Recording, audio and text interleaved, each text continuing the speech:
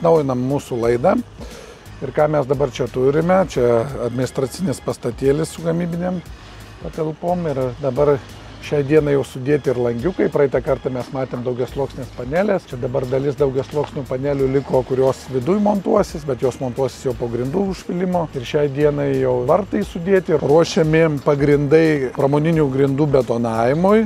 Yra šiltinamas perimetras. Pramoniniuose pastatuose visas plotas dažniausiai nėra šiltinamas, o šiltinamas perimetras, nes to pilnai pakanka. Matosi, kad tai šiltinama ekstrudiniu polistirenu. Matai, koks šiuolaikinis traktoriukas, jau nieks nenori rankom kasti. Ne tai, kad nenori, bet pavadinkim, darbo jėga brangiau kainuoja. Išdirbis žymiai geresnis su traktoriu. Ir čia dabar yra klojami elektros tinklai, kanalizacijos taškai, bus sutankinta ir jau manau, kaip kitą kartą mes būsime atvažiavę šitą objektą, tai jau bus grindys, galėsim trypti ir šokinėti ant grindų. Progresas nuo praeito filmuko, manau, akivaizdus. Planuojam, kad po grindų betonavimo bus įrenginėjimas vidus, tai inžinerinės visos sistemos, ofisų, biurų patalpa, vidus visas. Metų gale turėtų objektas pradėti funkcionuoti. Buvo klausimas, kokios yra rekomendacijos privačiam namui statyti iš kokių blokelių. Čia ir gaunam ir per Facebooką užklausimus, bet ir gyvenimiškai būna tokia situacija. Tai aš visuomet rekomenduoju pasižvalgyti ir pasidomėti aplinkoje, kokios yra gamyklos. Nepameluosiu pasakyti, kad pagrindė ateina visi namukai būna blokelių. Tai pagal regioną. Mūsų regione vakarų Lietuvoje yra gamykla silikatinių blokelių, tai automatų rekomendacija būtų silikatinių, bet yra alternatyvų. Iš Latvijos veža ir keramikinius blokelius. Keramikinis blokelis ne ką prastesnės turi savybės negu ir silikatinis, kas liečia tvirtumą, kai kurie sako ir ekologinių aspektų, jisai ekologiškesnis. Tai šiuo momentu mūsų regione yra du pasirinkimai. Trečias galėtų būti pasirinkimas FIBO blokeliai. FIBO blokeliai būtų atvežtiniai. Kaune, Vilniuje vėlgi reikėtų pasidomėti, kokios aplinkų gamyklos, iš kur, nes tai automatiškai kaštus. Nes namo pačią šilumą sudaro, tai aš siūlyčiau neakcentuotis į blokelį, o ūkiškai, taip tariant, pažiūrėti į lašnį, kokį tu užklijuoji lašnį, koks yra lašnys, tai aš turiu omeny šiltinamoji medžiaga, ar tai būtų vata, ar būtų polistirenas, ar poliuretano putos, į tą atkreipdėmesį. Tai kas man asmeniškai patinka, tai skydiniai namai karkasiniai. Esu bandęs 2008-2007 tuos namus ir dabar po biškį, aš kaip suprantu, žmonės jau pradeda domėtis tais namukais ir galėsim gyvai pafilmuoti, nes turėsiu vieną projektą skydinio namuko. Skydiniai namukai turi kitus privalumus, kaip pavyzdys, skydinis namas karkasinis, jisai pasigamina gamykloje ir atvažiuoja ten, montavimas to namo būna labai greitas. Su stogai, su viskuo turbūt iki mėnesio užtrunka tas visas reikalas. 2008 metais, kai vežėm austriškus namus, tai net pasako Austrai atstovai tos gamyklos, kad Austrai net pramogą savo darosi. Jų namas atvažiuoja, jisai iki stogo surinkamas per 2 dienas.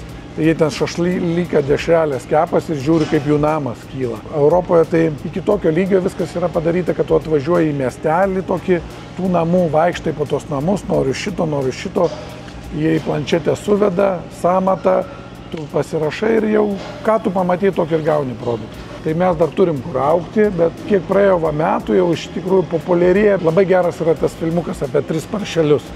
Tai pirmas paršelis statys iš lapų, nuputė, antras iš medinį irgi ne kažką, o jau trečias mūrinį, betoninį, tai nieks nenupučia jo.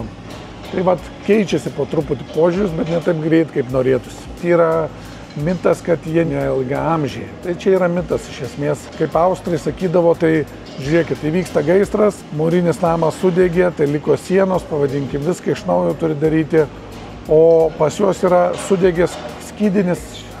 Tai tu paskambinai gamyklą, noriu tokio pačio. Ir jie 1 prie 1 tam atvežo tokį patį. Nu, čia aišku juokas, bet turiu giminaičių, kurie gyvena jau netoli 20 metų skydiniam name karkasiniam.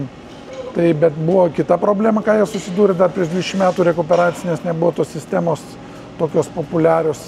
Tai kad sausas, per daug sausas namas, turi drėkinti. Kaip pas mus būna, kaip tik mes norima sausinti su mūriniu, moliniu, ten keramikiniu namu, o su tais namais, nes ten gaunasi kaip šiltnamio efektas. Bet čia jau atskiroje laidoje atskiras pasakojimas.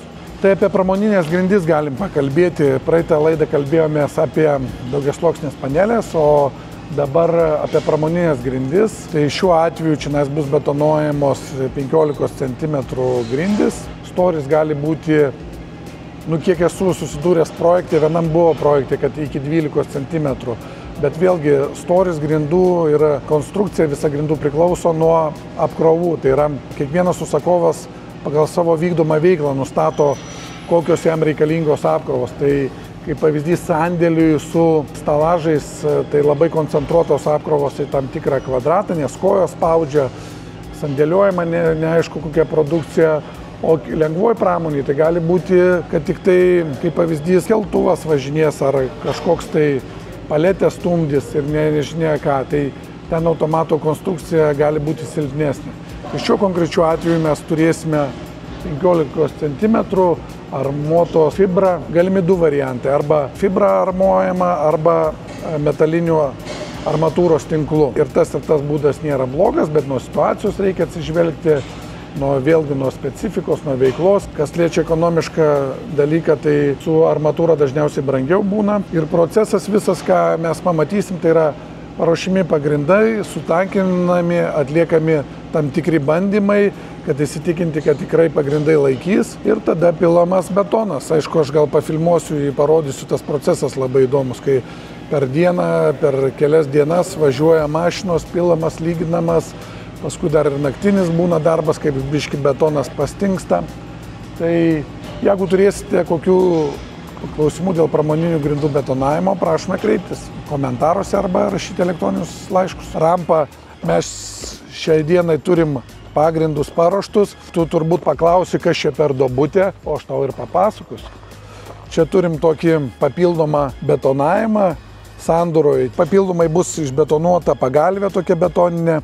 Kam jinai reikalinga, nes čia bus formuojamas visas įvažiavimas iki rampos, betoninis 20 cm su tokiais grioveliais, kad mašina neslystų. O čia šitoj vietoj bus apie 1,20 m išbetonuota, kad sandūra tarp betono ir trinkelių, kad papildoma atrama, nes dažniausiai per šitą vietą būna visokios deformacijos, lūžiai, pavadinkim, nežinau kaip čia tiksliau juos pavadinti. Kolega pasakojo, sako, turėjo padaryti jam darbus tam tikrus ir ESO atstovas turėjo atvažiuoti užplombuoti skaitiklį. Sakė, atvažiavo, ESO atstovas nori plombuoti, tas savininkas sako, tai dar man statybininkai nepadarė, bet jie žadėjo. Tas ESO darbuotojas sako, Agirdi, sako, visi jie melagiai tie statybininkai. Mitas ar ne mitas?